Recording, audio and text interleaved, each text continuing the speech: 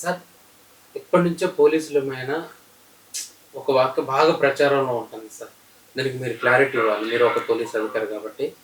బూటకపు encounters police నిజంగానే చేస్తారా?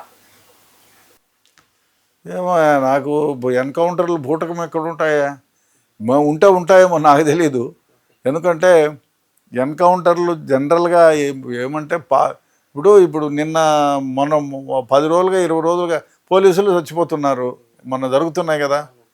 ఆ, ఒక గ్రామం మొత్తం ఇప్పుడు అట్లాంటప్పుడు వాళ్ళు కాలుస్తారు, మనము కాలుస్తాము. పోలీసులు ఇప్పుడు చాలా సందర్భాల్లో పోలీసులు కూడా 30 మంది 20 మంది చచ్చిపోయిన బాంబ్ బ్లాస్ట్ చేసిన 30 మంది 20 మంది చచ్చిపోయిన సందర్భాలు ఉన్నాయి కదా. సో కాకపోతే మనకు అఫిషియల్ ఆయుధాలు ఉంటాయి, మనం పై చేయి అవుతాం, చంపుతాము. కొన్ని సందర్భాల్లో వాళ్ళు చుట్టుముట్టి చంపినారు, వాళ్ళు చుట్టుముడితే చేతులు ఎత్తినా కూడా చంపినారంటారు. మరి వాళ్ళు చంపేటప్పుడు లేదా ఈ దమన నీతి?